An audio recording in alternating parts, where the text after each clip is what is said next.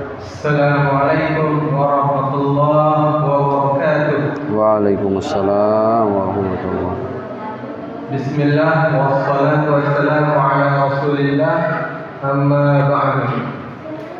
Yang kami hormati Al-Ustaz Lalu Ahmad Naufal LC, yang kami hormati Bapak Ketua RT Komplek Kehutanan, yang kami hormati pula seluruh jamaah Masjid Al-Khair yang dirahmati oleh Allah Subhanahu wa Ta'ala.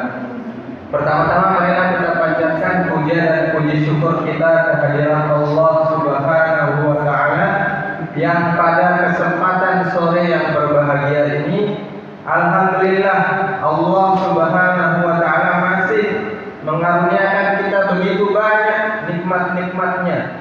Terutama sekali adalah nikmat kesehatan, nikmat kesempatan, dan tentunya nikmat Islam, nikmat iman yang masih Allah tanamkan dalam hati-hati kita. Dan tentu para bapak ibu sekalian yang dirahmati oleh Allah Subhanahu wa Ta'ala, maka semua nikmat tersebut harus benar-benar bisa kita syukuri dengan cara kita gunakan nikmat sehat, terutama untuk berketaatan kepada Allah Subhanahu wa Ta'ala dan menjauhi segala apa-apa yang dilarang oleh Allah Subhanahu wa Ta'ala. Kedua kalinya salawat serta salam semoga senantiasa kita curahkan kepada junjungan kita Nabi besar Muhammad sallallahu alaihi wasallam beserta seluruh keluarga-keluarga beliau, sahabat-sahabat, dan kepada seluruh pengikut setia beliau hingga hari kiamat kelak.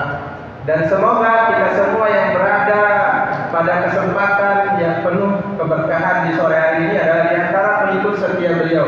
Amin ya rabbal alamin. Baik Bapak dan Ibu sekalian yang dirahmati oleh Allah Subhanahu wa Ta'ala, tanpa memperpanjang waktu ya, kita awali kajian kita pada sore hari ini dengan sama-sama melafazkan al-basmalah. Bismillahirrahmanirrahim. Nah, selanjutnya kami persilakan kepada pemateri yakni Al-Ustaz Lalu Ahmad Naufal LC untuk menyampaikan materinya tentang tarhib Ramadan. Kepada beliau kami persilakan. Bismillahirrahmanirrahim. Assalamualaikum warahmatullahi wabarakatuh. Alhamdulillahi rabbil alamin. وبه نستعين على أمور الدنيا والدين وأشهد أن لا إله إلا الله وحده لا شريك له الملك الحق المبين وأشهد أن محمدا عبده ورسوله صادق الوعد الأمين اللهم صل على سيدنا محمد وأشغل الظالمين بالظالمين وأخرجنا من بينهم سالمين غانمين وعلى آله وصحبه أجمعين اللهم علمنا ما ينفعنا وانفعنا بما علمتنا وزدنا علما يا أرحم الراحمين اللهم علمنا الإخلاص ووفقنا للإخلاص واهدنا إلى الإخلاص وارزقنا الإخلاص وثبتنا على الإخلاص وأمتنا على الإخلاص وبعثنا بالإخلاص واحشرنا يا الله مع المخلصين والمخلصين لا إله إلا أنت سبحانك إنا كنا من الظالمين رب اشرح لي صدري ويسر لي أمري واحلل عقدة من لساني يفقه قولي. Bapak Ibu jamaah yang dirahmati Allah Subhanahu wa Ta'ala, alhamdulillah. Tentu yang pertama yang terutama puja puji syukur kita kehadirat Allah Tabaraka wa Ta'ala atas segala nikmat yang telah dilimpahkan kepada kita semua. Nikmat iman, nikmat Islam, nikmat sehat, sempat dan beragam nikmat yang lainnya.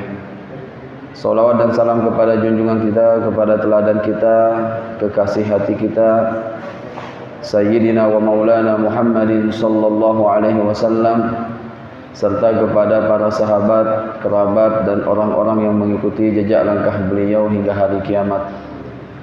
Bapak Ibu jamaah yang dirahmati Allah Subhanahu wa Ta'ala, alhamdulillah pada sore hari ini kita dapat bermajlis, bertatap muka, bermuwajahah di rumah Allah Subhanahu wa taala yang mulia ini sebagai bentuk persiapan kita memasuki bulan yang mulia, sebagai bentuk dan wujud keseriusan kita untuk memaksimalkan setiap kesempatan yang Allah berikan kepada kita pada bulan Ramadan nanti, agar dapat kita maksimalkan untuk beribadah kepada Allah Subhanahu wa taala. Bapak Ibu jamaah yang dirahmati Allah Subhanahu wa taala, alhamdulillah tidak terasa tinggal kira jane niki 2 malam pada ini. Makin malam Sabtu, lemak malam Ahad, malam Ahad makin ini. Malam Senin, malam Selasa. Jadi kurang lebih tinggal 2 malam lagi kita akan memasuki bulan yang mulia ini. Maka ada 2 sikap seseorang dalam menghadapi bulan Ramadan. Ada yang menyambut bulan Ramadan dengan berkata, Ramadan tiba, marhaban ya Ramadan, selamat datang wahai bulan Ramadan. Ada yang mengatakan Ramadan tiba, tetapi tidak sedikit yang mengatakan tiba-tiba Ramadan. Beda nih kini, Ramadan tiba dengan tiba-tiba Ramadan. Nabi tahu bedanya di mana? Seseorang yang mengatakan Ramadan tiba merupakan wujud dari kesiapan dirinya untuk menyambut bulan Ramadan. Artinya tidak kaget dia. Tetapi orang yang mengatakan tiba-tiba Ramadan, tinjot. 1-2 hari berlalu, 3-4 hari berlalu, tiba-tiba dia menghadapi bulan Ramadan. Uli napi kenen sebulan 2 bulan niki sampun diperingatkan bahwa Ramadan akan tiba. Oleh sebab itu ayyuhal mu'minun wal mu'minat rahimakumullah, sesungguhnya Rasul alaihi salatu wassalam telah mengajarkan kita agar bersiap-siap untuk menyambut kedatangan bulan Ramadan. Bahkan kalau kita baca sejarah salaf ulama terdahulu, mereka setelah bulan Ramadan nike selama 6 bulan mereka memohon kepada Allah Subhanahu wa taala agar seluruh amal ibadah mereka pada bulan Ramadan diterima. 6 bulan kemudian atau 5 bulan kemudian mereka memohon kepada Allah Subhanahu wa taala agar disampaikan hingga bulan Ramadan. Yang pikir kondisi kita semua sama. Sama di mana? Sama napi. Apanya yang sama, Ustaz? Malam Idul Fitri 1 tahun yang lalu. Ya aneh hangen perasaan teniki. Mengapa tiang katakan aneh? Di satu sisi kita bahagia menyambut kedatangan Idul Fitri, bahagia dengan Idul Fitri. Tetapi di satu sisi kita bersedih sebab Ramadan akan meninggalkan kita. Ini kan aneh perasaan ini. Di satu sisi kita senang bahagia karena akan Idul Fitri, di sisi lain kita sedih karena akan ditinggalkan oleh bulan Ramadan. Hal pertama yang ingin tiang sampaikan, ini menunjukkan bahwa syariat kita ini sesungguhnya sangat indah. Mengapa tiang katakan indah? Coba Ramadan niki kita diperintah Nabi nih ke Ramadan niki, kan suruh telapah bedak nih. Kita diperintah untuk menahan lapar, menahan haus. Bukan hanya 1 hari, 2 hari, seminggu, 2 minggu, 30 hari. Kita diminta untuk menahan lapar dan haus. Bukan hanya itu, malam harinya kita diminta bersabar untuk melaksanakan sholatul tarawih. Belum ditambah dengan tadarus, Belum ditambah dengan makan sahur. Ini kan begadang semua nih. Kalau kondisi normal kita berat melakukan itu, ya tahan lapar semendak doang berat nih.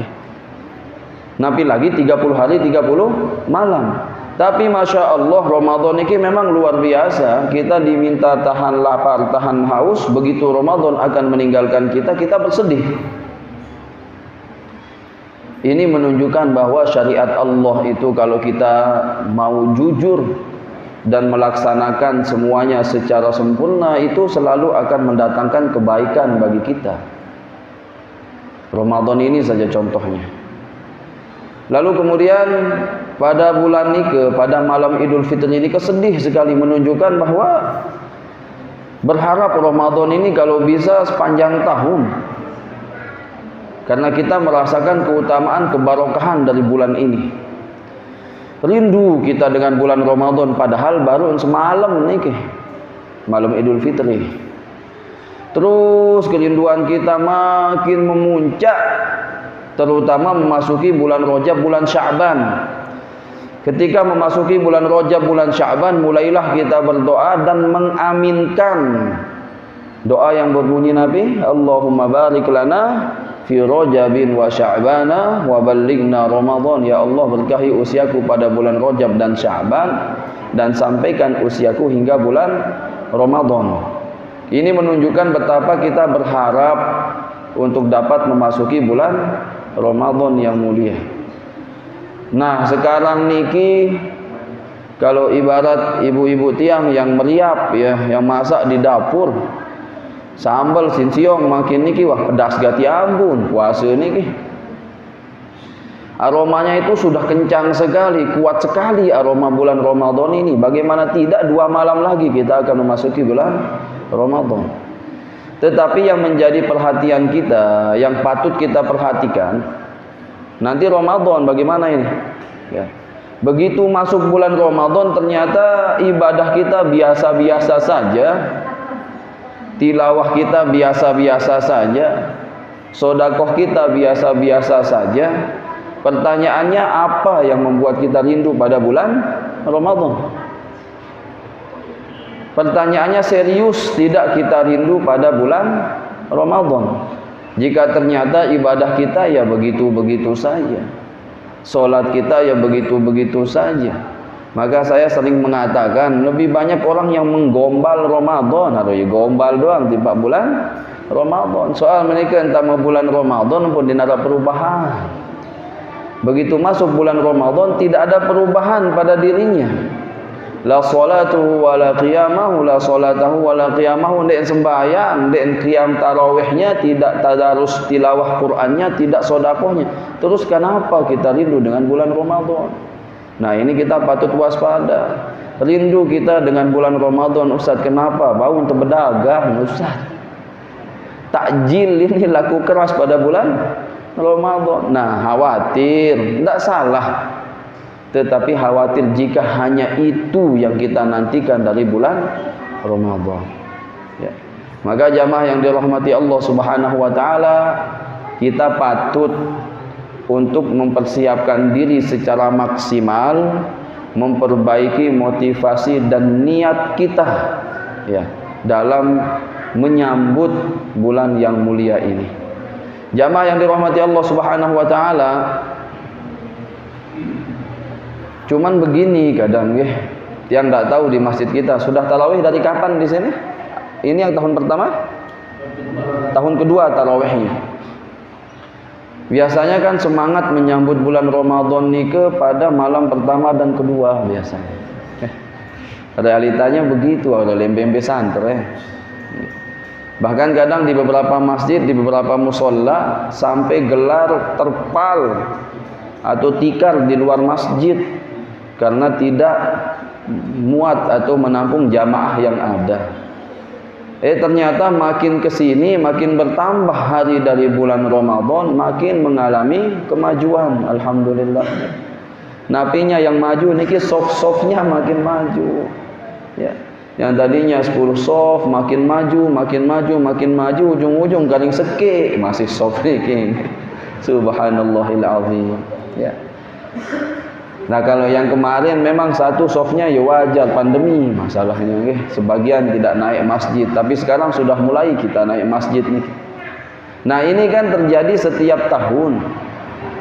Lalu kenapa kita tidak coba menganalisa, kenapa kita tidak coba pikirkan mengapa itu bisa terjadi? Sebab paling utama karena kita tidak betul-betul latihan sebelum bulan Ramadan. Tidak latihan untuk qiyamul lailnya, tidak latihan untuk sedekahnya, tidak latihan untuk puasa-puasa sunnahnya. Sehingga apa? Baru semalam 2 malam sudah capek lelah kita. Tarawih. Padahal kalau kita lihat kan ayatnya tidak terlalu panjang. Alha qulhu wal asri qulhu wailul qulhu, ya kan? Cuman 2 malam wah jak bebuak betis niki kadang nih. Kenapa? Ini karena kita jarang latihan. Cuman ya sudahlah, ini sudah lewat. Tidak ada kata putus asa, tidak ada kata menyerah. Justru jadikan ini sebagai pelecut, sebagai penyemangat bagi kita agar tidak kehilangan setiap momen kesempatan dari bulan Ramadan yang mulia ini. Kenapa? Jamaah yang dirahmati Allah Subhanahu wa taala. Para ulama mengatakan ada 3 sebab nilai ibadah kita dilipat gandakan, pahala kita dilipat gandakan oleh Allah Subhanahu wa taala. Yang pertama karena tempat. Contoh, salat di Al-Masjidil Haram sekali saja itu setara dengan 100.000 kali di tempat yang lainnya. Mau masjid semegah semewah apapun di dunia, tapi yang nilainya sekali saja salatnya. Masjidil Haram sekali kita sholat 100.000 kali di tempat yang lain. Jadi tempat mempengaruhi nilai dari suatu ibadah, pahala dari suatu ibadah. Yang kedua karena orang mempengaruhi. Contoh Nabi, ya doa Nabi dengan doa kita beda kualitasnya. Doa waliullah dengan doa kita beda kualitasnya. Doa para kiai tuan guru ya beda kualitasnya dengan doa-doa kita. Kalau doa orang-orang yang dekat dengan Allah Subhanahu wa taala jalan tol, tidak macet-macet, diterima langsung. Ya. Nah, doa kita kan belum tentu.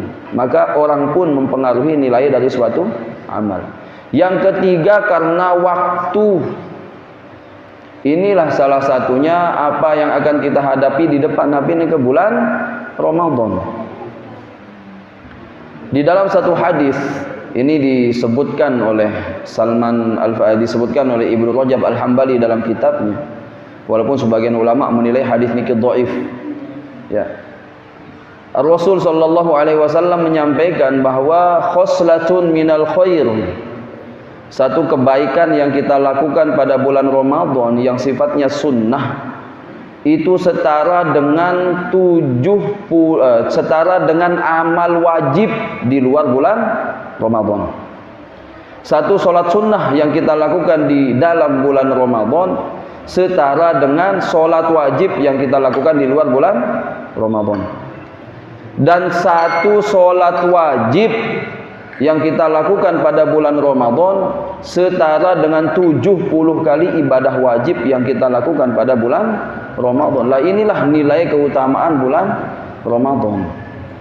Maka kemudian ini berkali-kali tiang sampaikan, kita menemukan para contoh dan teladan serta panutan kita terdahulu benar-benar memaksimalkan ibadahnya pada bulan Ramadan. Disebutkan di dalam satu hadis, kana Rasulullah sallallahu alaihi wasallam ajwadan nas. Rasul sallallahu alaihi wasallam adalah manusia yang paling dermawan. Sosok yang paling dermawan alaihi salatu wassalam.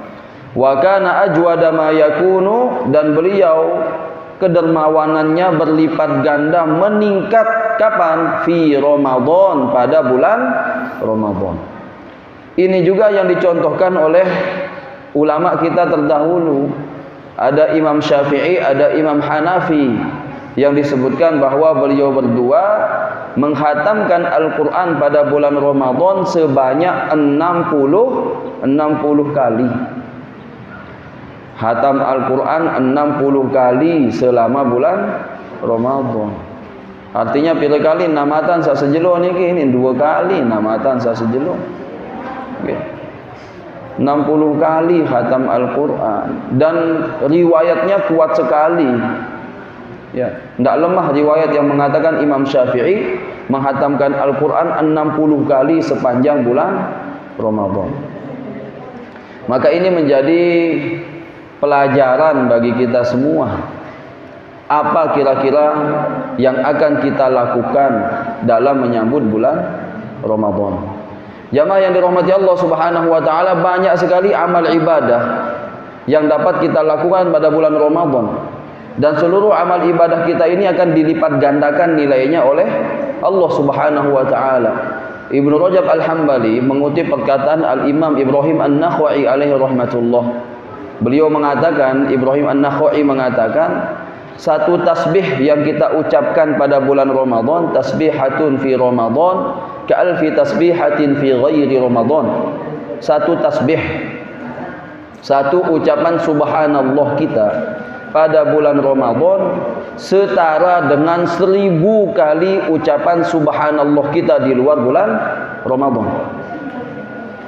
Dan satu rakaat yang kita lakukan pada bulan Ramadan setara dengan 1000 rakaat yang kita lakukan di luar bulan Ramadan.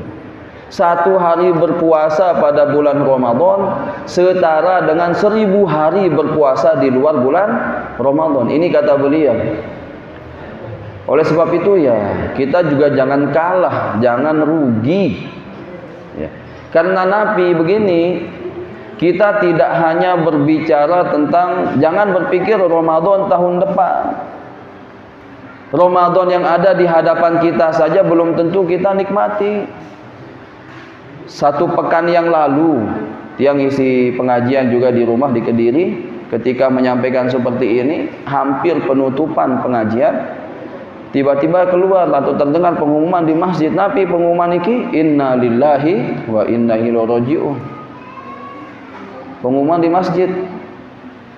Yang tiang langsung sampaikan, subhanallah, barangkali yang meninggal ini sangat berharap bisa memasuki bulan Ramadan. 2 minggu lagi itu. Satu minggu lagi, 2 minggu lagi masuk bulan Ramadan, sangat dekat. Ternyata tidak bernasib dia. Ternyata Allah lebih dulu mencabut nyawanya. Dan kita pun demikian sesungguhnya nih, ampun. Nah, dibagi saja dulu makanannya, kurang pas baik mengaji pun kita bagi makanan nih, tidak konsen jadinya. Haleluya, betul kana kan? Diberuga atau kana ke? Bagian beli beruga atau kana tuh?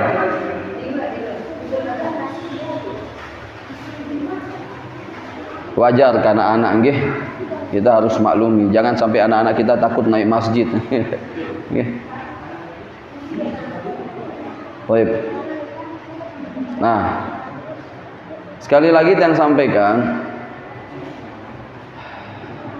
dan tiang sering mengulang-ulang bahwa peluang mati kita itu masih terbuka lebar. Peluang mati kita ini masih sangat terbuka lebar.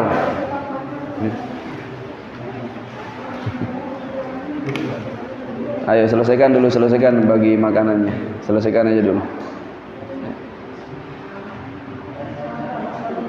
Atau nanti saja dilanjutkan habis pengajian ya. Oke. Terima kasih. Baik. Maka jamaah yang dirahmati Allah Subhanahu wa taala, ketika Allah Subhanahu wa taala memberikan karunia bagi kita untuk menikmati bulan Ramadan, ini sesungguhnya nikmat yang begitu luar biasa. Karena belum tentu kita akan nikmati kesempatan ini, dan belum tentu kita akan menemukan lagi waktu dilipat gandakannya amal kita. Ini nikmat. Rasul sallallahu alaihi wasallam, beliau begitu sangat menyambut gembira kedatangan bulan Ramadan. Bahkan menunjukkan kegembiraan dan kebahagiaan beliau kepada para sahabat ridwanullahi taala alaihim. setiap atau ketika Ramadan tiba, Rasul sallallahu alaihi wasallam bersabda, "Qad ja'akum Ramadan syahrun mubarak." Telah datang kepada kalian wahai para sahabatku bulan Ramadan, bulan yang penuh barakah. Iftaradallahu alaikum siyamahu. Allah telah mewajibkan atas kalian berpuasa padanya. Tuftahu fihi abwabul jannah. Padanya pintu-pintu surga dibuka. Wa tughlaqu fihi abwabul jahim. Dan padanya pintu neraka ditutup. Wa tughallus syayatin, setan-setan dibelenggu. Fihi lailatun khairun min alfi syahr. Padanya terdapat satu malam yang jauh lebih baik daripada 1000 bulan. Nah, niki perhatikan yang ujungnya niki yang patut kita waspadai. Ar-Rasul alaihi salatu wasallam bersabda, "Man hurima khairaha faqad hurim." Barang siapa yang diharamkan, tidak diperkenankan oleh Allah Subhanahu wa taala untuk mendapatkan keutamaan Lailatul Qadri, sungguh dia telah terhalang dari kebaikan. Mengapa begini? Jika 365 hari niki diperas, maka sarinya nike adalah 30 hari bulan Ramadan. Jika 30 hari bulan Ramadan ini diperas, maka sarinya itu adalah 10 malam terakhir dari bulan Ramadan. Bukan 10 harinya, tidak. Biar lebih sedikit, 10 malam saja. 10 malam terakhir dari bulan Ramadan. Jika 10 malam terakhir dari bulan Ramadan ini diperas, maka sarinya itu ada pada malam-malam ganjil. Jika malam-malam ganjil niki diperas, sarinya itu ada pada Lailatul Qadri. Nah, yang ingin saya sampaikan begini, Allah Subhanahu wa taala telah memberikan kesempatan bagi kita dalam setahun niki 365 hari. Lah kita kurangi cuma 30 hari. Dari 365 hari niki masa terasa berat niki.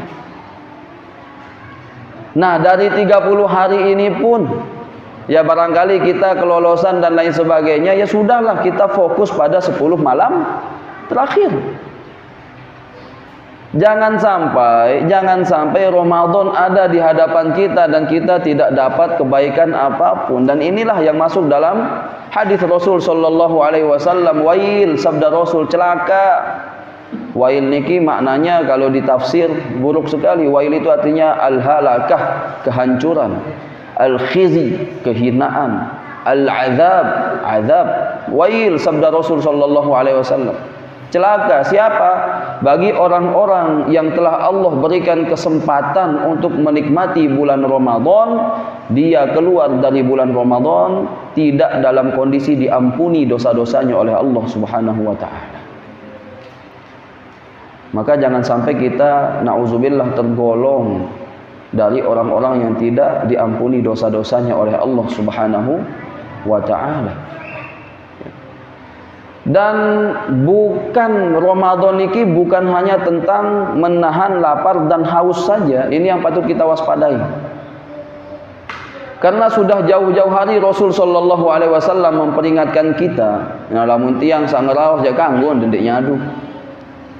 Cuman ini yang bersabda Ar-Rasul alaihi salatu wassalam. Nabi sabda beliau, "Rubba shaimin hadzuhu min siyamihil ju' wal 'atash." Betapa banyak orang-orang yang berpuasa namun tidak mendapatkan apapun dari puasanya kecuali hanya lapar dan dahaga, lapar dan haus saja. Wa rubba qaimin hadzuhu min qiyamihis sahar. Dan banyak orang-orang yang qiyamul lail, dalam hal ini salat tarawih pada bulan Ramadan, tidak mendapatkan apapun dari tarawihnya kecuali hanya berjaga saja, lelahnya saja. Ini kan lelah jamaah yang dirahmati Allah Subhanahu wa taala. Lelah telapah, lelah tebedak. Saya demen lapah bedak. Coba barat saya demen lapah bedak manusia. Tidak ada orang yang suka lapar dan haus itu, tidak ada. Dan siapa yang suka menahan kantuk? Nggak ada. Manusia kalau ngantuk itu sukanya langsung tidur. Lah ini kita lakukan sepanjang bulan Ramadan, menahan lapar, menahan haus, menahan kantuk, berjaga di belakang imam. Nauzubillah, ternyata di hadapan Allah sia-sia yang kita lakukan ini. Lelah. Nauzubillah. Maka apa? Para ulama mengarahkan kita agar tidak hanya berfokus, tidak hanya fokus menjaga segala sesuatu yang membatalkan ibadah puasa kita, seperti makan dan minum. Ini kan membatalkan ibadah puasa kita. Tetapi patut kita waspadai segala sesuatu yang membatalkan pahala puasa kita. Makanya di sebagian kitab ada yang disebut dengan mubtilat dan ada yang disebut dengan muhbitat. Mubtilat ini yang membatalkan amal puasa, makan, minum dan lain sebagainya. Muhbitat ini yang membatalkan pahala puasa, dan ini yang banyak. Karena bukan tiang yang ngomong, Rasul bersabda rubba shaimin, banyak sabda Rasul. Dan kita khawatir, naudzubillah, ternyata kita menjadi bagian dari yang banyak ini. Ini yang kita patut waspadai. Rubba shaimin, banyak orang berpuasa tidak mendapatkan apapun dari puasanya kecuali lapar dan haus. Dan nah ini yang paling berpotensi membakar, membatalkan pahala puasa kita adalah lisan, lidah. Si tajab naranela nih, kalah-kalah pedang. Lisan ini sangat rentan, sangat berpotensi membatalkan pahala puasa kita. Makanya di beberapa hadis tentang lisan itu Rasul sebutkan. Contohnya Rasul alaihi salatu wasallam bersabda, "Laisa siyamu minal ju'i, laisa siyamu minal akli wasyurbi." Puasa itu bukan hanya menahan diri dari makanan dan minuman. Wa innamas siyamu minal lagwi warrafathi. Sesungguhnya puasa itu juga menahan lisan kita dari berkata-kata lagau. Lagau ini yang tidak bermanfaat. Warrafathi. Nah ini bapak-bapak. Warrafathi, berkata-kata jorok, berkata-kata porno, berkata-kata belang. Iya kan ini. Rafath ini maknanya. Di mana-mana syarah hadis tentang rafath itu berkata-kata jorok. Di dalam satu hadis Rasul sallallahu alaihi wasallam mengajarkan kepada kita, wa idza kana fi yaumi shaumi ahadikum, maka apabila kalian sedang berpuasa, nabi saran Rasul, nabi petunjuk Rasul, fala yarfuth, jangan berkata-kata jorok. Ini diulang nih. Jangan berkata-kata jorok. Dendek ngeraos sak belang-belang.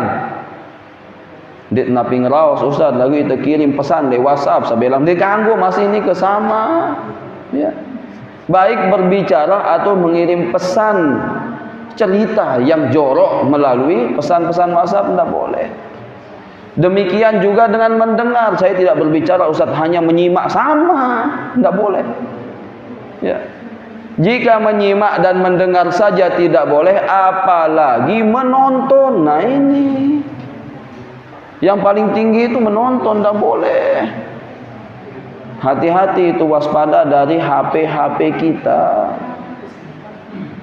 Kadang tidak ada keinginan tapi ada kesempatan pun kelolosan jadi. Ampun, ini yang kita tidak sadar membatalkan pahala puasa kita. Yang sering katakan kalau kita mau indeng-indeng, pikir-pikir, amat milih indeng ini. Ternyata 60-70 tahun ini sebentar sekali nih.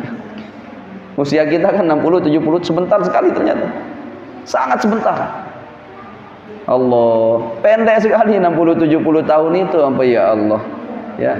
Ibarat itu yang kita tidak bisa bersabar 60-70 tahun ini, kita celaka selama-lamanya, na'udzubillah, dijebloskan, dilemparkan ke dalam api neraka oleh Allah Subhanahu wa taala. Ini yang berat.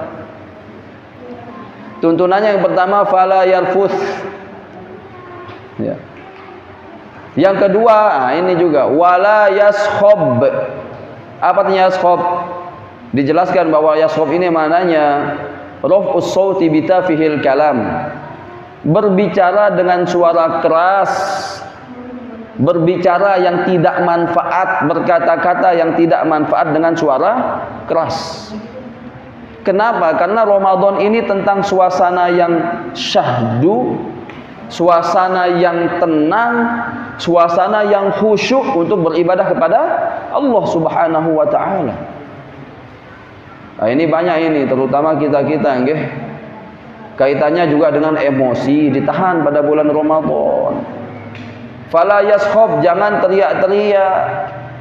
Jangan cepat marah, salah satunya. Ya, aran kenyangkan puasa niki nggih. Ya, kita sedang berpuasa, mben telapah, ya, perut kosong. Semalaman berjaga, ngantuk, lelah. Kemudian anak kita memecahkan gelas, Allahu Akbar. Kadang belen tangit ini ke sing ditahan niki.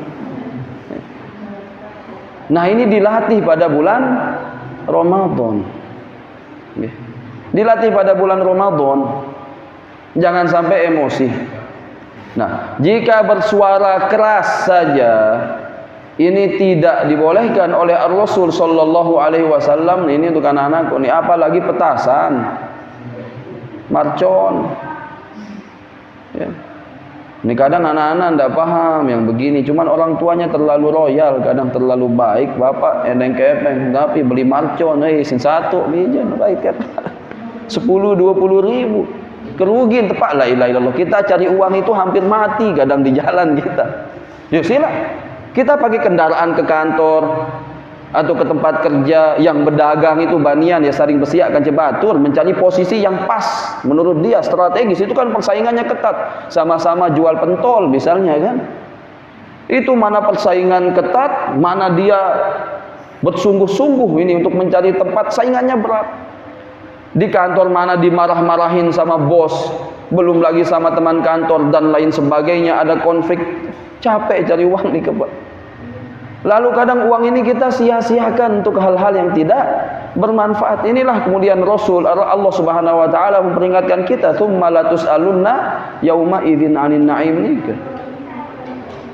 Kita akan ditanya tentang semua nikmat yang Allah berikan kepada kita, termasuk uang-uang untuk beli marcon anak-anak kita itu.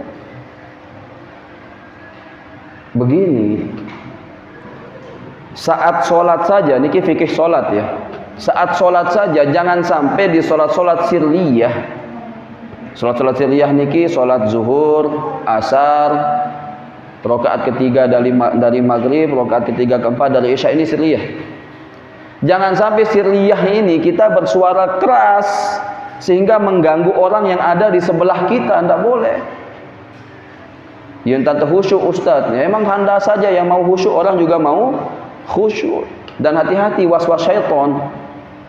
Rasul sallallahu alaihi wasallam pernah mendengar begitu, suaranya keras, lalu beliau mengatakan, lalu Rasul melarang itu dan berkata, kullun yunaji rabbahu, masing-masing orang itu bermunajat kepada Tuhannya. Jadi jangan sampai mengganggu kekhusyuan orang lain. Bahkan kalau kita baca Quran, kemudian ada orang yang sholat di samping kita, kecilkan suaranya. Nah, ini ibadah, baca Quran, sholat, kita diminta mengecilkan suara agar jangan mengganggu orang yang ada di sebelah kita. Lebih-lebih marcon, petasan yang mengganggu kekhusyuan orang lain. Ini diingatkan anak-anak kita. Menyayangi anak itu bukan dengan menuruti segala kemauannya. Ya, sekali waktu asalkan tidak mengganggu orang lain di tempat yang sudah disepakati, ya tidak apa-apa. Okay. Kalau orang sudah paham, tapi kalau tidak paham jika sembahyang harus dedek biasa lihat. Ya. Berat. Orang kita berteriak-teriak, bersuara keras saja dilarang oleh Rasul sallallahu alaihi wasallam, apalagi hal-hal yang menimbulkan apa? Hal-hal yang menyebabkan tidak kondusifnya kita dalam beribadah kepada Allah Subhanahu wa taala. Nah, ini patut kita waspadai lisan ini, lisan. Ini bisa membatalkan pahala puasa kita. Ada satu hadis yang diriwayatkan Imam Ahmad tentang dua orang wanita yang sedang berpuasa dan hampir mati karena kehausan. Singkat cerita, di kedua wanita ini diminta untuk menghadap kepada Rasul alaihi salatu wassalam. Ketika keduanya telah ada di hadapan Rasul alaihi salatu wassalam, kedua wanita ini diminta untuk muntah secara bergiliran. Muntah yang pertama terisi setengah wadah, muntah yang kedua penuh wadahnya. Yang dimuntahkan apa? Yang dimuntahkan itu nanah darah daging mentah yang busuk. Lalu Rasul alaihi salatu wasallam bersabda, innahuma shawmata amma ahallallahu lahuma. Kedua wanita ini berpuasa dari sesuatu yang Allah halalkan atas keduanya. Allah halalkan bagi keduanya. Apa maksudnya dihalalkan? Ya makan minum kan halal bagi kita. Dan keduanya sedang berpuasa dari makan dan minum. Wa shawmata wa aftarata, akan tetapi keduanya membatalkan puasanya. Apakah amal puasanya yang batal? Tidak, keduanya sedang berpuasa. Rasul bersabda wa aftarata, tetapi keduanya membatalkan puasanya. Maksudnya apa? Pahala puasanya. Aftarata bima harramallahu alaihima, keduanya membatalkan puasanya dengan sesuatu yang telah Allah haramkan atas keduanya. Rasul alaihi salatu wasallam melanjutkan, apabila keduanya telah mulai berkumpul, mulailah keduanya memakan bangkai saudaranya. Apa maksudnya ini? Gibah. Gibah. Ya. Dan tiang heran ya, kalau tentang gibah nih, ini dong jadi contoh di hadis nih. Ya betul. Saya tidak mengatakan bapak-bapak tidak bisa. Bapak-bapak pun bisa, tapi tiang sampaikan di banyak hadis perempuan yang jadi contoh. Contoh yang lain. Ada seorang sahabat yang bercerita, melapor kepada Rasul sallallahu alaihi wasallam tentang seorang wanita lagi nih. Nabi yang dilaporkan, ya Rasulullah, inna fulanah, ya Rasulullah, sesungguhnya perempuan ini, wa tuzkaru min kathrati salatiha wa siyamiha wa qiyamiha, disebutkan dia banyak salat, banyak puasa, banyak sedekah.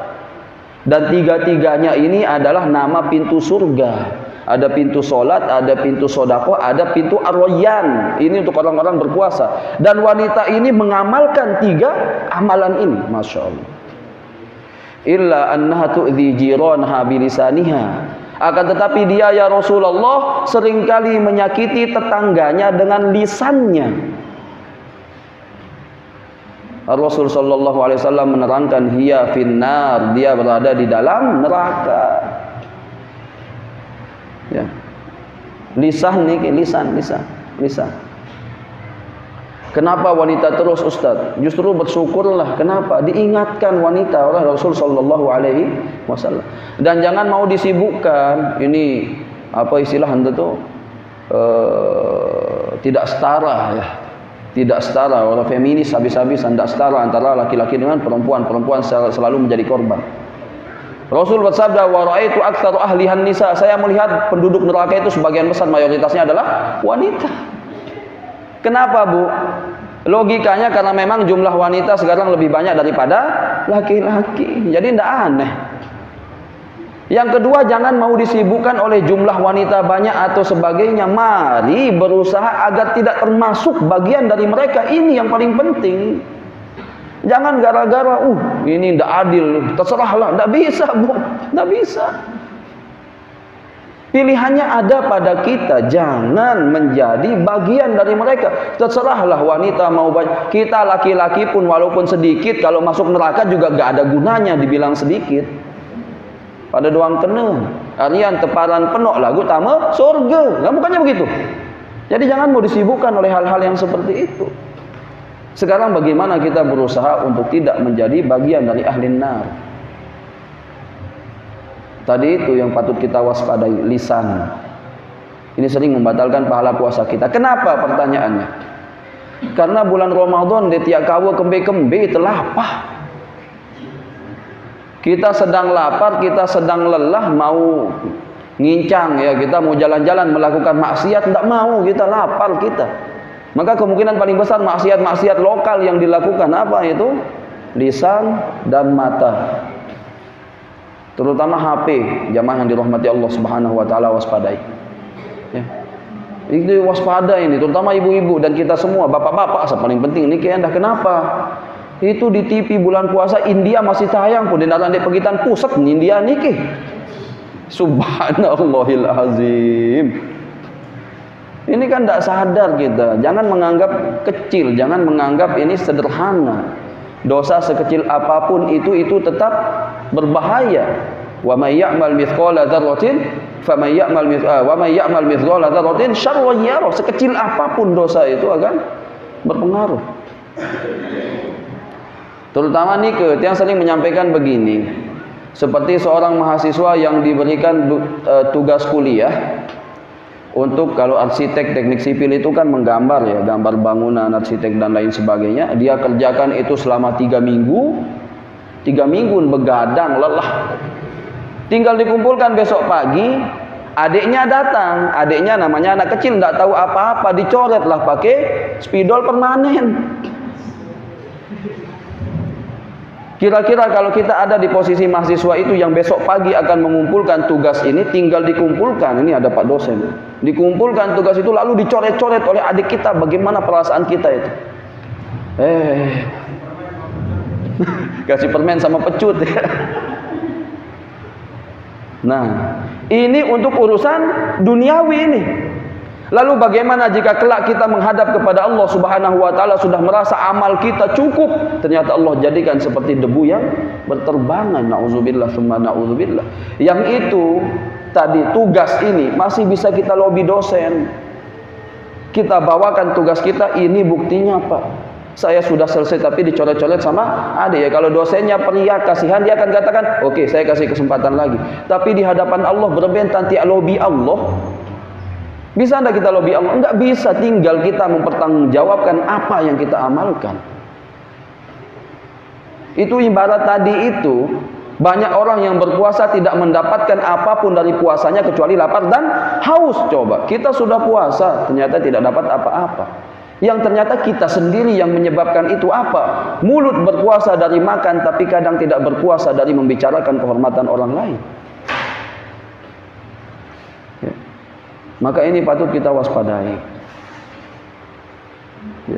Bapak Ibu jamaah yang dirahmati Allah Subhanahu wa taala, kadang ada pertanyaan, Ustaz, pada bulan Ramadan kan syaitan dibelenggu. Tetapi kenapa masih ada dengan polakan puasa, Ustaz? Kenapa masih ada yang bermaksiat, membatalkan puasanya? Padahal syaitan dibelenggu. Ada beberapa penjelasan para ulama tentang dibelenggunya syaitan. Penjelasan yang pertama, ulama mengatakan ala haqiqatihi, dibelenggu sebagaimana arti dibelenggu, ya dibelenggu di penjara. Yang kedua, ulama menjelaskan yang dibelenggu ini adalah yang pembesar-pembesarnya ini, bos-bosnya. Karena di dalam hadis yang lain disebutkan marodatul jin. Jadi pembesar-pembesarnya. Adapun cecunguk-cecunguknya itu ya, budak-budaknya, pembantu-pembantunya, ya setan-setan yang belum balik itulah, itu masih berkeliling bulan Ramadan itu. Ini tafsiran yang kedua. Tafsiran yang ketiga, karena bulan Ramadan ini sangat kondusif. Apa yang membuat kita biasanya semangat beribadah? Karena orang di sekeliling kita sedang beribadah, dan itu terjadi pada bulan Ramadan, semua sedang berpuasa. Belum lagi suasananya itu menguatkan kita untuk beribadah. Nah, karena suasana, kemudian orang-orang di sekeliling sedang beribadah, menyemangati kita untuk beribadah, sehingga keinginan untuk bermaksiat itu kecil. Seolah-olah setan itu dibelenggu. Ini kata para ulama. Yang berikutnya, karena pada bulan puasa, syaitan itu di dalam tubuh kita. Lewat mana Pak jalannya itu? Ya, disebutkan bahwa lewat pembuluh darah. Jadi jalannya dari pembuluh darah setan itu keliling di dalam tubuh kita. Nah, kalau sedang berpuasa, pembuluh darah kita menyempit, sehingga setan itu tidak leluasa untuk mengganggu kita. Inilah makna setan dibelenggu. Sebagian mengatakan fisiknya dibelenggu, tetapi bisikan-bisikannya itu masih ada. Sebagian menerangkan seperti orang dipukul. Banteng, tahu banteng ya? Sakitnya, kan orang dipukul rasa sakitnya tidak langsung hilang.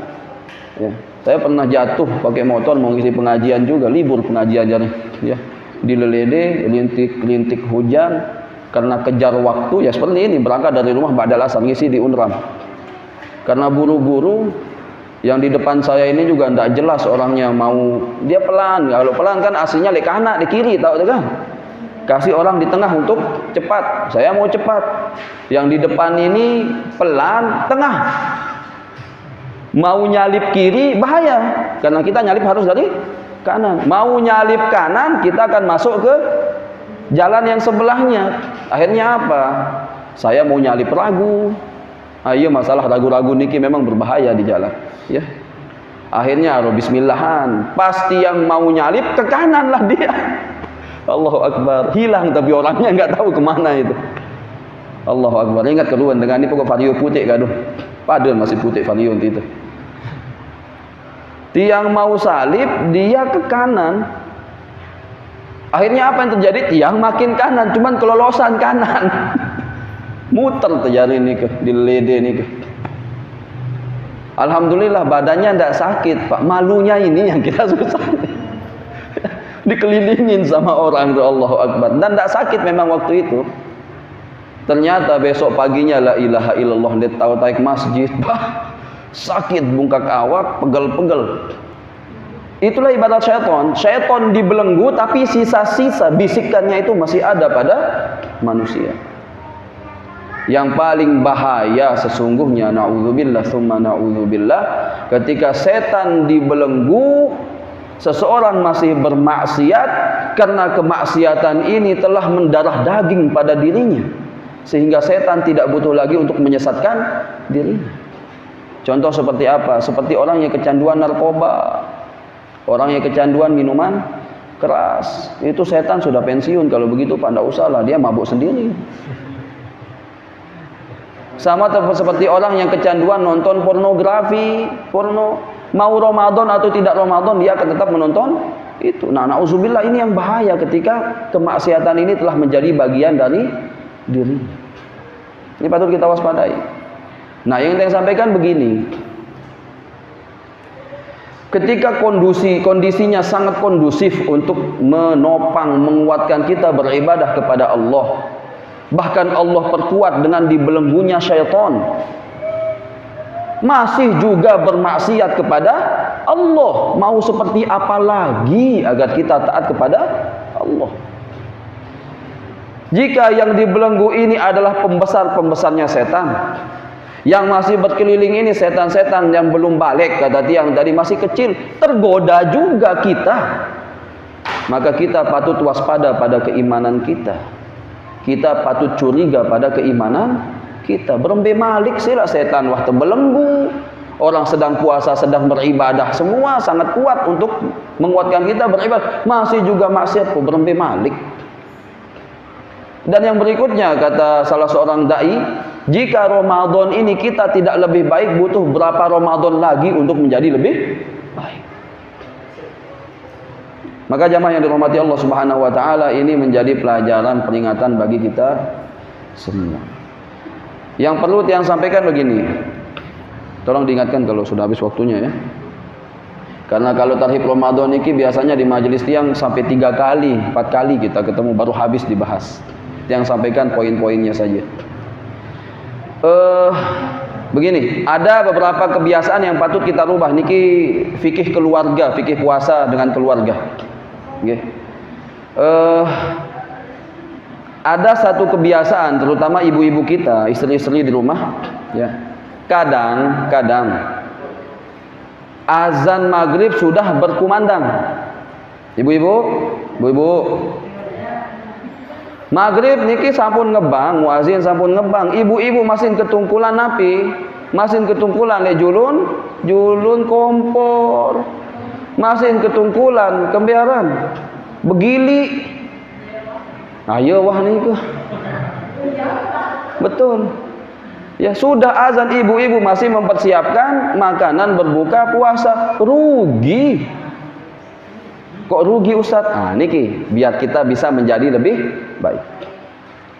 Saran tiang, tetap ke pelungguh semua kembalinya, kepada istri-istri pelungguh semua. Ya. Di tuah itu Ustaz, ya kembali bapak jadi julu meriah apa aja nih.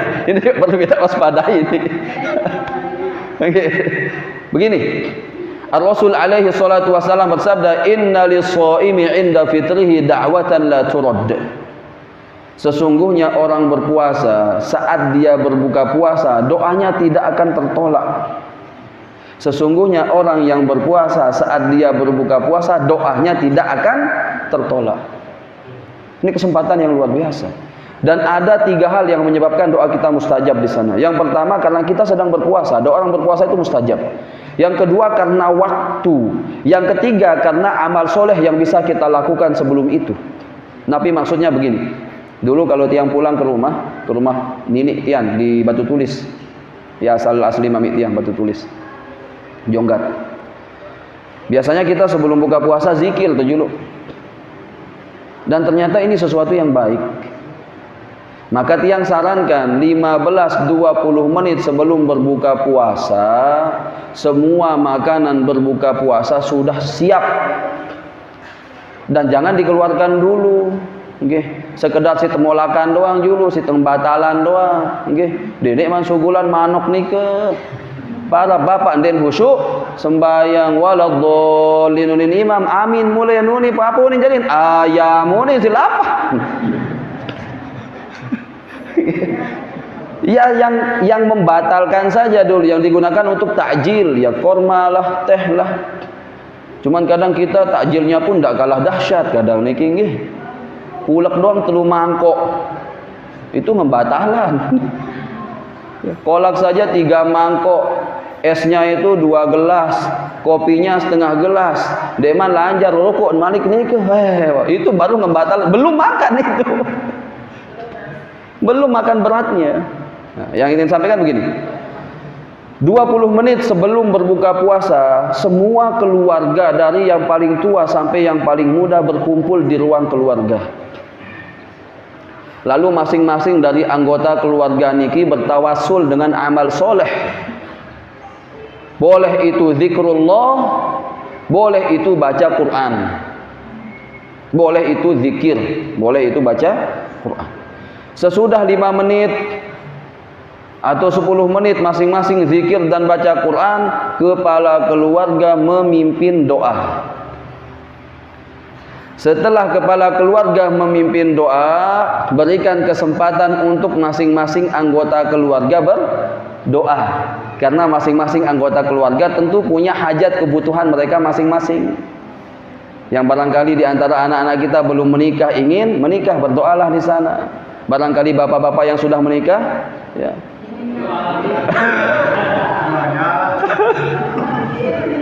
Yang bengal lembet yang isi pengajian ini terpancing doang, bapak-bapak papan menikah. Subhanallah, ya.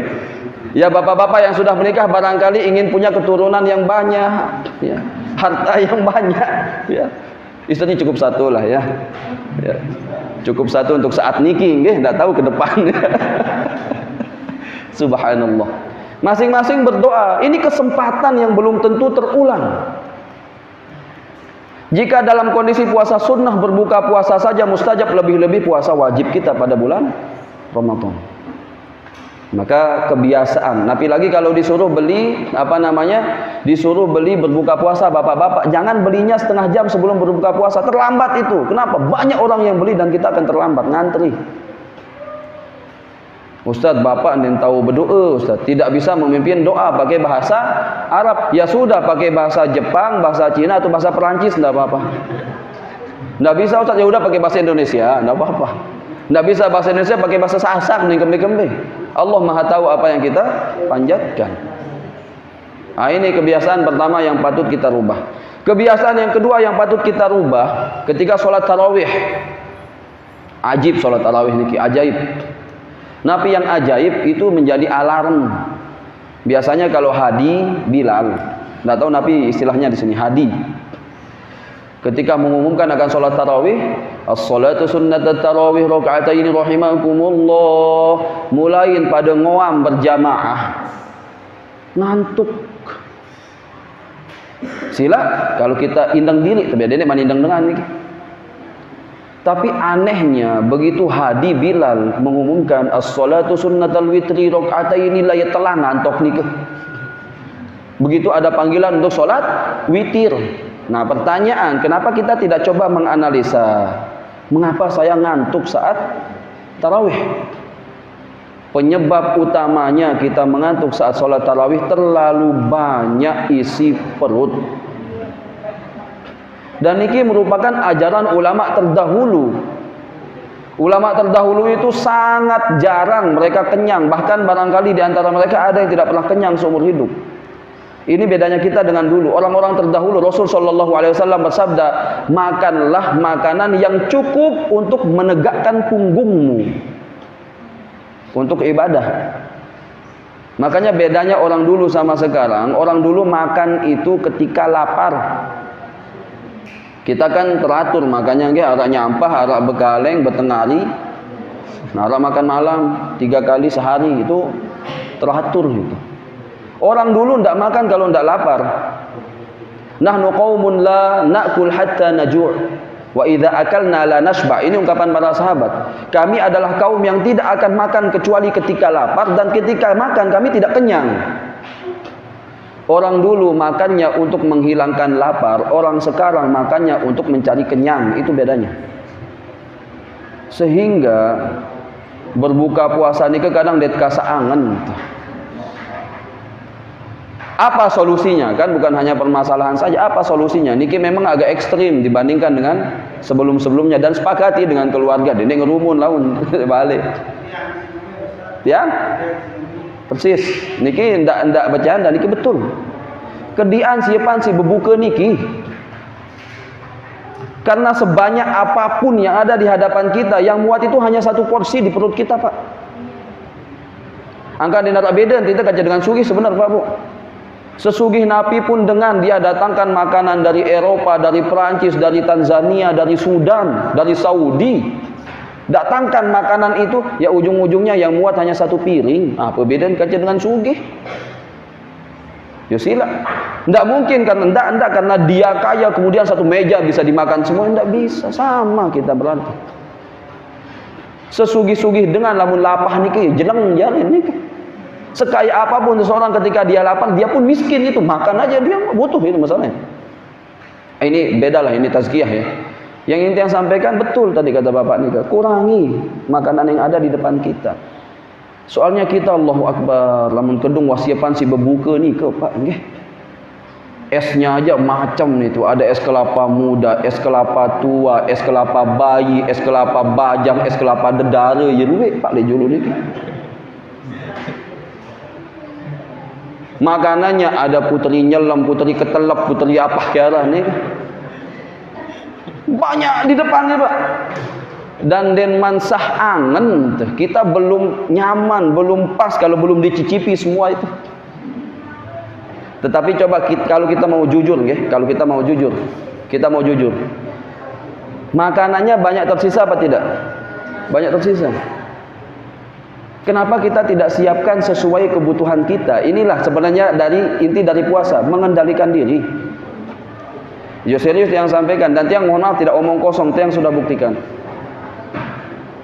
Makanan sekedar itu lapah, Pak Nabi pun makanan itu enak, orang lapar itu. Apa yang di depannya sederhana saja. Sehingga apa? Perut jangan diisi terlalu kenyang. Insya Allah sholat tarawihnya akan jauh lebih khusyuk. Karena kadang kita tidak menahan diri, sekedar polakan puasa doang, batalan puasa. Nika tadi yang katakan pulak 3 mangkok, es 2 gelas, kopi 1/2 gelas, belum makan lagi 4 bakar, 4 tersiong, 4 tersedut apa gitu seluwe Pak. Akhirnya ya dia dapat terbakar loh, tersedut Mas ini Pak. Akhirnya apa? Begitu sesudah berbuka puasa, yang terbayang pertama kali apa? Bantal. Ngantok Pak. Yo serius ini kebiasaan yang perlu dirubah. Makanya dia katakan cukup ekstrim ini kalau mau dirubah. Sebenarnya ekstrim biasa, cuman kita tidak pernah biasa. Siapkan makanan secukupnya, mending habis semua, kan senang ibunya nih daripada banyak tersisa mubazir. Lain pelecing kangkung, lain pelecing terong, lain pelecing kosong, lain pelecing doang film macam. Padahal di bahasa kosong sama nggih. Jantung pisang nih kan kosong nih. Allahumma sholli ala sayyidina Muhammad. Ini perlu kita kurangi. Nggih, perlu kita kurangi. Ulama dulu itu Imam Nawawi alaihi rahmatullah, setiap hari nike hanya makan sekali. Beliau makannya itu sekitar jam 9 atau jam 10 malam tanpa minum. Minumnya nanti pada waktu sahur. Dede milu itu pada paleng gitu. Makanya disebutkan di dalam biografi beliau ini sebagai karomah beliau, karomah waliullah. Beliau waliullah. Kalau kita ya secukupnya, jangan terlalu kenyang intinya. Yang berikutnya, ini juga kebiasaan yang perlu kita rubah. Waktu sahur. Waktu sahur niki tidak hanya tentang makan.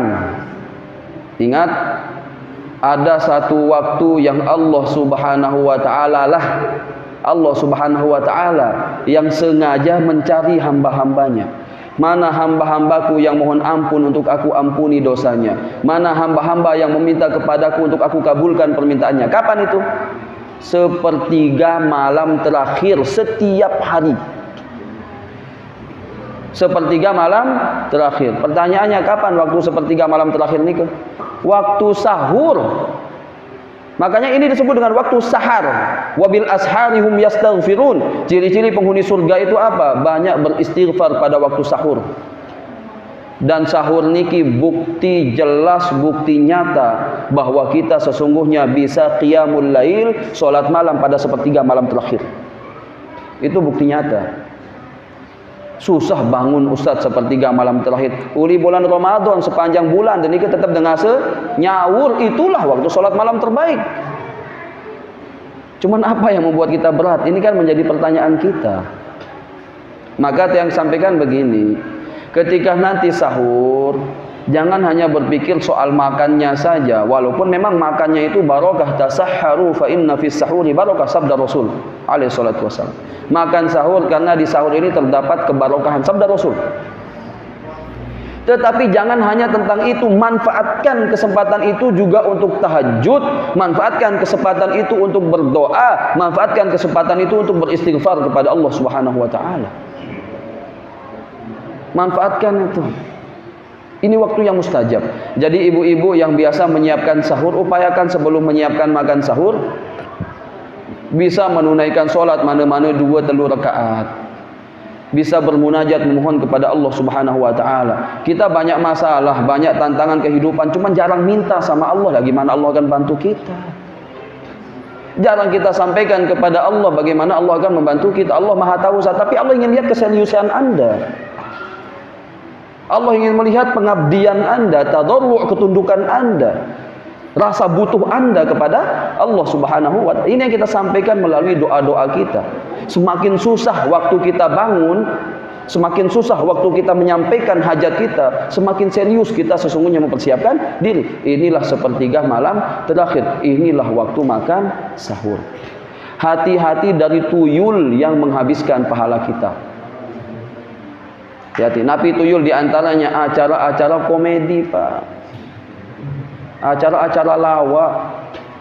Dan acara-acara lawak ini waktu-waktu krusial tayangnya. Menjelang berbuka puasa yang doa kita mustajab, waktu tarawih, kemudian pada waktu makan sahur. Jangan mau dihabiskan, Pak. Belum tentu kita akan menikmati Ramadan yang tahun depan. Yang saat depan kita pun belum tentu kita nikmati. Pun kalau kita nikmati, belum tentu kita menikmati semua. Manfaatkan benar kesempatan kita ini untuk mengumpulkan pundi-pundi pahala kita di sisi Allah Subhanahu wa taala. Yang paling akhir biar sempurna yang sama. Dia sempurna sebenarnya. Ya. Tapi biar agak lengkap lah. Tentang Lailatul Qadri. Ini kan yang paling penting Ramadan. Lailatul Qadri. Lailatul Qadri ini hadiah sesungguhnya dari Allah untuk kita. Di dalam kitab Lataiful Ma'arif mengutip satu hadis di kitab Muwatta. Rasul alaihi salatu wasallam diperlihatkan usia umat-umat terdahulu. Maka tampaklah oleh Rasul sallallahu alaihi wasallam usia umat-umat terdahulu ini ke ratusan tahun. Nabi Nuh 950 tahun, ada yang 400 tahun, ada yang 300 tahun, ada yang 500 tahun. Rasul sallallahu alaihi wasallam sedih. Sedihnya kenapa? Sedih memikirkan kita umatnya. Bukan beliau. Beliau sudah jelas masuk surga. Pintu surga tidak akan dibuka kecuali setelah diketuk oleh baginda Rasulullah sallallahu alaihi wasallam. Selesai sudah Rasul itu surganya. Tetapi yang Rasul pikirkan adalah kita umatnya alaihi salatu wassalam. Bagaimana mungkin umatku yang jatah usianya antara 60 hingga 70 tahun bisa mencapai ibadah yang dilakukan oleh orang-orang terdahulu yang usianya ratusan tahun. Lah, karena yang bersedih niki adalah Rasul sallallahu alaihi wasallam. Bukan Naufal, bukan Raden, bukan Khairil Fahmi. yang bersedia adalah Rasul alaihi salatu wassalam, maka Allah memberikan hadiah Lailatul Qadri. Yang Lailatul Qadri khairun min alfi syahrin. Nabi maksudnya biar kita paham apa artinya khairun min alfi syahrin. Lebih baik daripada 1000 bulan. Apa maksudnya 1000 bulan? Bayangkan, coba lihat. Kita beribadah niki, kita beribadah dalam satu hari. Apakah selama 24 jam atau hanya beberapa jam saja? Gimana? Kita beribadah dalam satu hari ini sepanjang 24 jam atau beberapa jam saja? Beberapa jam saja kan? Yang alfi syahrin, yang 1000 bulan itu full, itu sepanjang itu beribadah tanpa berhenti sekalipun. Itu makna khairun min alfi syahrin. Jangan anggap seharinya beribadahnya hanya beberapa jam. Tidak. Satu harinya dia beribadah 24 jam. Dalam satu minggu dia beribadah 7 kali 24 jam. Dalam satu bulan dia beribadah 30 kali 24 jam. Dalam satu tahun dia beribadah 365 kali 24 jam. Kalikan itu 1000 bulan. Itu maksudnya lebih baik daripada 1000 bulan. Apa ya ketinggalan niki, rugi kita. Makanya Rasul tadi bersabda, "Faman hurima khairaha", barang siapa yang diharamkan, barang siapa yang dihalangi untuk mendapatkan nikmat Lailatul Qadri, maka sungguh dia telah terhalang dari kebaikan yang luar biasa. Maka pesan tiang, bagaimana caranya? Ini kan yang penting, kapan terjadinya Lailatul Qadri? Ya, Lailatul Qadri ini terjadi pada 10 malam terakhir. Yang paling kuat adalah pada waktu malam-malam ganjil. Yang paling primadona adalah pada malam 27. Cuman tetap dia tahu pasti ya. Ujung-ujungnya begitu. Tanda-tandanya ada apa tidak Ustaz? Ada tanda-tandanya. Pada malam tersebut ketika terjadi Lailatul Qadri, langit itu sofiyah, bersih, terang. Padahal kita ada di ujung bulan, hilal. Yang artinya bulan sudah kecil, gelap, tapi ternyata terang benderang. Suasananya sejuk, nyaman, anginnya sepoi-sepoi, pokoknya begitu luar biasa, tenang, sejuk, syahdu. Bintang tidak ada yang digunakan untuk melempar setan saat itu. Bersih langit. Dan apalagi tanda-tandanya? Terjadi tanda yang tanda sesudah terjadinya. Apa itu? Pagi harinya matahari akan terbit dan kita dapat melihatnya dengan mata telanjang. Kalau sekarang kita melihat matahari, silau mata kita. Tapi ketika semalam Lailatul Qadri, pagi harinya kita melihat matahari itu bisa. Kenapa? Cahayanya tidak memancar. Sebagian menerangkan cahayanya memancar, tetapi terhalang oleh para malaikat yang kembali ke langit. Kenapa? Tanazzalul malaikatu waruh. Digambarkan bahwa setiap jengkal para malaikat turun, hatta tidak ada satu jengkal tanah di dunia kecuali di atasnya ada malaikat. Itu pada malam Lailatul Qadri. Jangan cari Lailatul Qadri di sumur. Sumur tahun boyak tanda Lailatul Qadri. Lalu jok sumur juru ni ke jok lingkuk. Ya, sekedar melihat apakah airnya kental atau tidak. Atau lalu jok tengah bangkat ya sujud ndek lolon ketujur ni ke. Kadang nyarinya seperti itu. Ya sudah begini Pak, kita sudah begini yang katakan. Kalau barangkali 20 malam 20 hari kita ya barangkali ada pekerjaan dan lain sebagainya selama bulan Ramadan, jangan sampai 10 malam ini kita lewat. Udahlah, kalau siangnya barangkali kita kurang maksimal, malamnya jangan sampai lewat. Apa saja amal yang bisa kita lakukan? Yang pertama, yang paling utama adalah iktikaf penuh 10 hari 10 malam. Ini yang paling utama. Kalau tidak bisa ya sekedar malam lah niki. Dari habis sholat tarawih diam sampai makan sahur. Laksanakan subuh di masjid. Ya. Kalau tidak bisa dari habis tarawih ya sudahlah, jadi jam 12 malam agar kita kejar sepertiga malam terakhir. Kalau tidak bisa, ini tiang menuju ke minimal terus. Maka sebenarnya tiang tidak suka sampaikan yang minimal, itu yang dikejar orang kadang. Ya. Kalau tidak bisa sepanjang malam, jangan tinggalkan sholat tarawih pada 10 malam terakhir. Karena di dalam firman Allah Subhanahu wa taala Lailatul Qadri. Apa itu lail? Lail itu waktu dari tenggelamnya matahari sampai terbitnya fajar. Dari waktu sholat maghrib sampai sholat subuh. Maka 10 malam terakhir pastikan sholat berjamaah di masjid bagi laki-laki dari sholat maghrib. Kenapa kita jaga qiyam? Tarawih tidak boleh bolong. Kenapa Ustaz? Rasulullah SAW menyampaikan, "Man qama lailatal qadri imanan wa ihtisaban ghufira lahu ma taqaddama min dzambi." Barang siapa yang melaksanakan qiyam pada Lailatul Qadri, Allah akan mengampuni dosa-dosanya yang telah lalu. Nah begini, kadang orang berpikir Lailatul Qadri itu hanya ada di masjid. Tidak, Lailatul Qadri ini kondisi sifat terjadi pada semua tempat, termasuk di rumah-rumah kita. Ibu-ibu bolehlah kalau mau dia di rumahnya beribadah, tidak apa-apa. Bapak-bapak barangkali karena rawan rumahnya tidak berani ditinggal, khawatir ini dan sebagainya, ya kalau terpaksa tidak iktikaf di masjid, di rumah pun jangan tidur. Beribadahlah 10 malam Pak Niki, dari 365 malam itu hanya 10 malam kita serius Niki. Masa berat? Memang manusia kalau dicari alasan dan tutup-tutup alasan manusia ini. Kita harus mau berkorban untuk itu, bukan untuk kepentingan orang lain, untuk kepentingan diri kita sendiri. Walaupun kita di rumah, upayakan jangan bolong. Masalahnya begini, bulan Ramadan, kita bergadang ataupun tidak malam harinya, ya wajib tarah ngelampuh tinduk subuh, kelema atau siang itu. Coba sila. Selalu kita cari-cari kesempatan untuk tidur, imma pagi, imma siang. Mau begadang ataupun tidak begadang, ya sudahlah, karena kita tidur pagi atau siang itu begadang aja sekali-kali untuk beribadah kepada Allah Subhanahu wa Ta'ala. Jangan sampai kita kehilangan. Inilah strategi kita, detail sekali yang sampaikan niki, agar kita bisa memaksimalkan bulan Ramadan. Banyak hal yang itu yang sampaikan, tetapi ini yang secara umum, jangan sampai tertinggal keutamaan bulan Ramadan niki, terutama yang paling utama Lailatul Qadar, yang paling akhir saja, mumpung ingat. Ya, dan tutup-tutup mungkin ingat niki lagu niki paling penutup insyaallah. Ya. 10 malam terakhir orang terkonsentrasi beribadah iktikaf itu di 2 tempat. Yang pertama di masjid-masjid, yang kedua di epicentrum. Kadang ini kita di epicentrum. Milih baju, betul, milih baju. Maka agar tidak, apa solusinya? Begitu kan pertanyaannya. Niki yang lakukan agar jangan disibukkan nanti pilih-pilih baju, mencari baju lebaran di penghujung bulan Ramadan, yang menjadi inti dari bulan Ramadan itu ujungnya. Agar nanti tidak disibukkan di ujung pilih-pilih baju, beli baju lebarannya sekarang. Niki serius yang sampaikan niki. Beli baju lebarannya sekarang, dan tiang sudah punya baju lebaran di rumah Pak.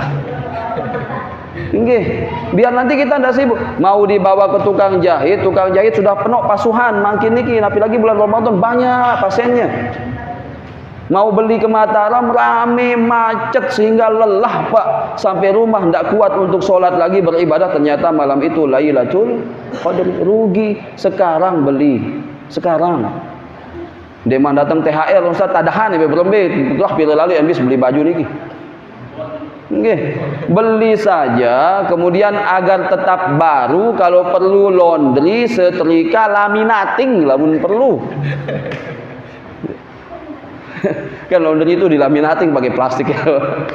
Nanti dibuka Idul Fitri, jangan diupload di Facebook, Instagram dulu kan baru tegita si batur. Besok dibuka pada Idul Fitri. Ya, ini barangkali semoga Allah Subhanahu wa taala memuwafaqah kita, membimbing kita untuk mampu menikmati dan memaksimalkan bulan Ramadan. Barakallahu fikum. Assalamualaikum warahmatullahi wabarakatuh. Langsung saja Ustaz ya. Bagaimana puasa kita kalau kita mengecap rasa makanan tapi tidak ditelan? Sah. Boleh dalam mazhab Syafi'i, boleh asalkan jangan ditelan. Ya. Hanya mengecap saja, dan memang ada papuk-papuk lain niki ahli dia. Maka yang masih ahli hati-hati, papuk-papuk barangkali itu. Tidak ada makruh. Ya, sah. Ya, sebagian ada yang mengatakan makruh. Sebagian ada yang mengatakan makruh. Intinya puasanya tetap sah, puasanya tetap sah, asalkan jangan ditelan. Ya, mau rasa batul, rasa sedek tapi rasa leelan doang, mana semangkok bis pulak dia kan batal puasanya. Ya, hati-hati. Nah kalau tiang diminta mencoba kan tidak berani tiang, rasa-rasa kian ketelan doang. Tapi ada yang ahli, ya, terutama ibu-ibu kita yang pakar mengecap makanan itu ya. Taib, sah puasa kita. Bagaimana hukumnya sholat kita kalau tidak akur dengan tetangga? Sholatnya tetap sah. Karena kalau sudah terpenuhi rukun dan syarat, secara hukum sah sholatnya. Paham ya? Tapi bermasalah dia, bermasalah. Bukan berarti tidak punya masalah. Dan tetangga niki jaga betul hubungan kita, Pak Bu. Rasul sallallahu alaihi wasallam lagi di BTN seperti niki nggih. Sama lembe-lembe le gubuk dong padeun teu masih. Nggih. Jangan menjadi tetangga yang meresahkan. Contoh napi yang meresahkan, lalu tebilin balik sepatu terdenara, lalu tebilin balik gas tetelang, lalu tebilin balik kurungan kedit, lantong kedit, embis ya, bahaya. Wallahi la yu'min, wallahi la yu'min, wallahi la yu'min, demi Allah tidak beriman, demi Allah tidak beriman, demi Allah tidak beriman. Man la ya'manu jaruhu bawa'iqahu, orang-orang yang membuat tetangganya tidak merasa aman. Rasul yang menyampaikan, Mazala Jibril yusini bil jari hatta dhanantu annahu sayuwarithu. Jibril setiap kali berjumpa dengan Nabi selalu memperingatkan Nabi untuk berbuat baik pada tetangga, jaga hubungan dengan tetangga. Sampai-sampai sabda Rasul alaihi salatu wasalam, aku menyangka mengira bahwa tetangga memiliki hak waris pada tetangganya. Itu kata Rasul. Karena syariat tetangga ini kebaikannya untuk kita. Kenapa? Belungguh semua bukti nyata di sini. Kita semua berasal dari keluarga pastinya. Dan orang yang paling perhatian dengan diri kita, orang tua kita dan dengan saudara-saudara kita. Itu pasti orang paling perhatian. Orang tua, saudara, paman, keluarga kita. Tetapi tidak selamanya kita akan tinggal bersama keluarga kita. Buktinya siapa? Pelunggu Sambi buktinya. Ada orang asli di sini yang pikir orang pendatang semua. Inilah hikmah kita menjaga hubungan dengan tetangga. Kenapa? Karena orang yang akan paling peduli pada kita saat kita butuh itu adalah tetangga. Mau mengandalkan saudara, ada yang saudaranya di Jawa, ada yang di Bima, ada yang di Sumbawa, ada yang di Praia, di Selong. Mancing telepon. Mujuh ada transportasi kemari, mujuh tidak hujan, halangan dan lain sebagainya. Maka disinilah Rasul memperingatkan kita untuk menjaga hubungan dengan tetangga. Karena mereka orang yang akan paling dulu membantu kita. Ya, nah kalau ditanya sah tidak sholatnya, sah. Ya, ini sekir ruan nulis niki pada doang tulisan. Iya, wah lagi tersodok soal. Oh, enggak apa-apa, pertanyaan tersodok. Ya. Nah, sah sholatnya iya, sah sholatnya iya, tetapi dia punya tanggungan di sini bisa menjadi dosa. Ya, jadi upayakan jaga hubungan baik dengan tetangga. Kalau kita sudah berusaha berbuat baik, masalahnya di dia, justru dialah yang berbahaya, dialah yang rentan untuk mendapat dosa. Ya. Nah, niki mumpung belum masuk bulan Ramadan, Rasul menyatakan fa afdaluhu awwalu man yabda'u bisalam, fa khairuhu awwalu man yabda'u. Dan paling baik di antara dua orang yang berselisih ini adalah yang paling pertama mengucapkan salam. Dia memang ada konflik dengan tetangganya, tapi karena mau masuk bulan Ramadan, ya sudahlah, saya tidak mau punya masalah. Dia panggang ayam atau dia buat kolak, dia buat makanan, diantarkan tetangganya. Bahkan dia berada pada posisi yang benar barangkali, tapi dengan kebesaran hatinya dia mengatakan, maafkan saya jika ada salah selama ini, karena kita akan masuk bulan Ramadan.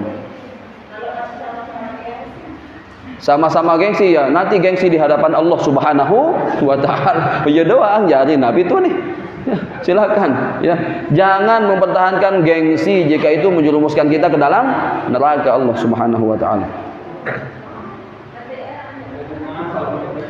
Bagaimana hukumnya sholat kita sementara imamnya lupa berwudu? Apakah kita harus mengulangnya atau imamnya saja?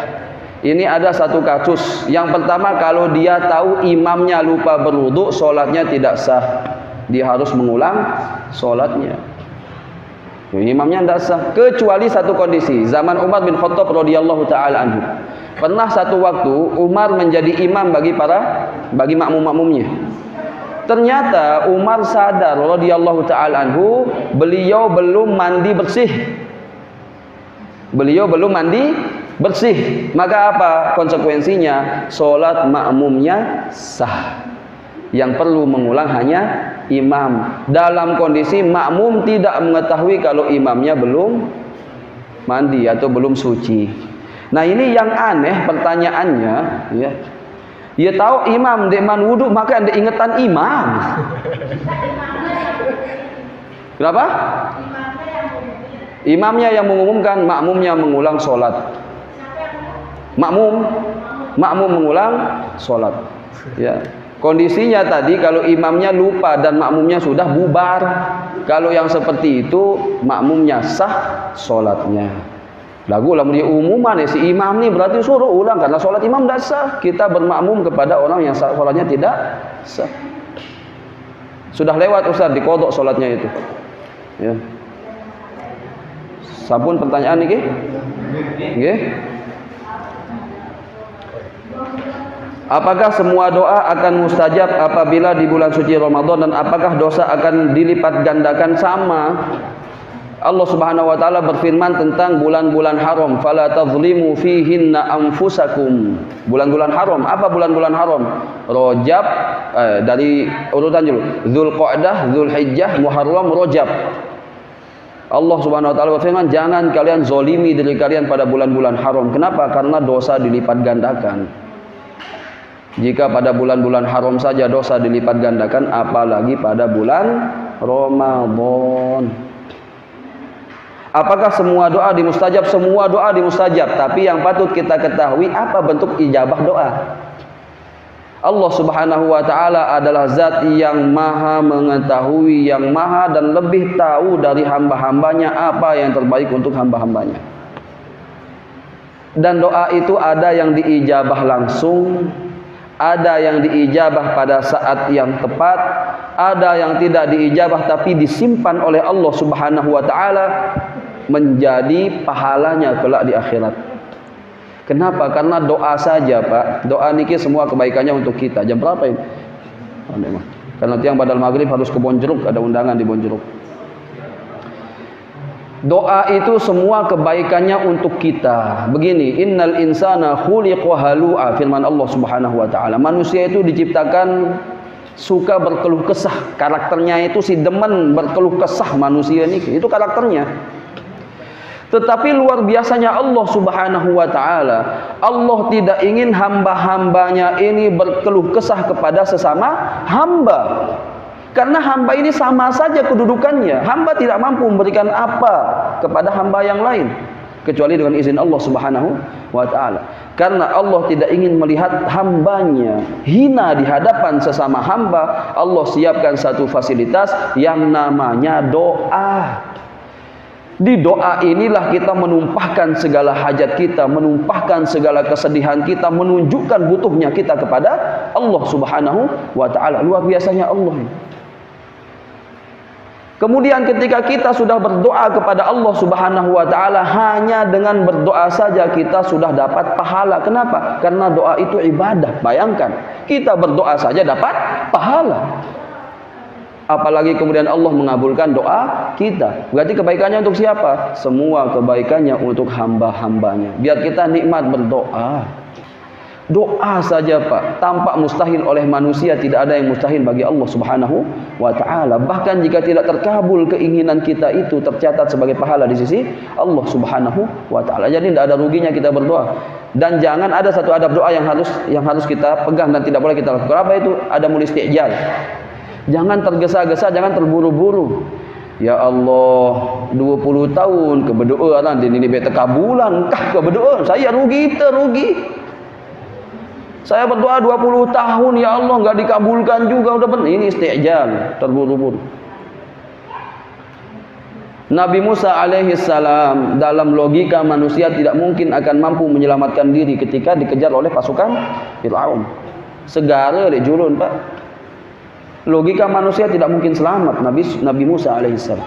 Tetapi tidak dengan kehendak Allah Subhanahu wa ta'ala. Betapa mudah bagi Allah. Wahai Musa, pukulkan tongkatmu. Sekedar pukul tongkat, belah segara ni ke apa yang tidak mungkin bagi Allah Subhanahu wa ta'ala. Belah segara saja terlalu gampang bagi Allah Subhanahu wa ta'ala, apalagi memberikan kesehatan, keafiatan, ketenteraman bagi kita semua. Jangan putus asa dari rahmat Allah Subhanahu wa ta'ala. Okay. Demikian barangkali, terima kasih banyak, pertanyaannya sudah habis. Semoga Allah Subhanahu wa taala menguatkan kita semua dalam beribadah, yang paling utama menyampaikan usia kita hingga bulan Ramadan, dan menguatkan, membimbing, menuntun kita agar mampu maksimal dalam beribadah selama bulan Ramadan ini. A'udzubillahi minasyaitonirrajim. Bismillahirrahmanirrahim. Alhamdulillahi rabbil alamin, wassalatu wassalamu ala nabiyyina Muhammadin wa ala alihi wa sahbihi ajma'in. Allahumma inna nas'aluka salamatan fid din wa afiyatan fil jasad wa ziyadatan fil ilmi wa barakatan fil rizq wa taubatan qabla al maut wa rahmatan 'inda al maut wa maghfiratan ba'da al maut. Allahumma hawwin 'alaina fi sakaratil maut wan najata minan nar wal 'afwa 'inda al hisab. Rabbana la tuzigh qulubana ba'da idh hadaytana wa hab lana min ladunka rahmah innaka antal wahhab. Allahumma inna nas'aluka husnal khatimah wa na'udzu bika min su'il khatimah. Allahumma inna nas'aluka ridhaka wal jannah wa na'udzu bika min sakhatika wan nar. Allahumma inna nas'aluka ridhaka wal jannah wa na'udzu bika min sakhatika wan nar. Allahumma inna nas'aluka ridhaka wal jannah wa na'udzu bika min sakhatika wan nar. Allahumma taqabbal minna innaka antas samiul alim wa tub 'alaina innaka antat tawwabur rahim. Allahumma ighfir lana dhunubana wa liwalidina warhamhum kama rabbawna shighara. Allahumma ballighna Ramadan, Allahumma ballighna Ramadan, Allahumma ballighna Ramadan wa qawwina lil ibadati fihi ya rabbal alamin wa waffiqna lil ibadati fihi ya rabbal alamin. Allahumma rabbana hab lana min azwajina wa dhurriyyatina qurrata a'yunin waj'alna lil muttaqina imama. Allahumma rabbana atina fid dunya hasanah wa fil akhirati hasanatan wa qina adzaban nar. Subhana rabbika rabbil izzati amma yasifun wa salamun ala al-mursalin walhamdulillahi rabbil alamin. Yang tunas maaf sekiranya ada kesalahan perkataan, salah ucapan sejak awal dulu ngisi pengajian di masjid kita ini sampai hari ini, agar kita memasuki bulan Ramadan dalam kondisi hati yang bersih, kita saling memaafkan, saling mendoakan, dan semoga sebagaimana Allah Subhanahu wa taala mengumpulkan kita di tempat ini juga akan mempertemukan kita di tempat yang paling baik, fil firdausil a'la ma'an nabiyyin was-siddiqin wasyuhada'i was-solihin wa hasuna ulaika rafiqa. Terima kasih banyak atas perhatian. Subhanakallahumma bihamdika asyhadu an la ilaha illa anta astaghfiruka wa atubu ilaika. Wa sallallahu ala sayyidina Muhammadin wa ala alihi wa sahbihi wa sallim. Tsumma assalamu alaikum warahmatullahi wabarakatuh. Waalaikumsalam. Itu tadi penyampaian dari Ustaz Abdul Rahman Al-Malaysi. Kita langsung tutup dengan sama-sama melafazkan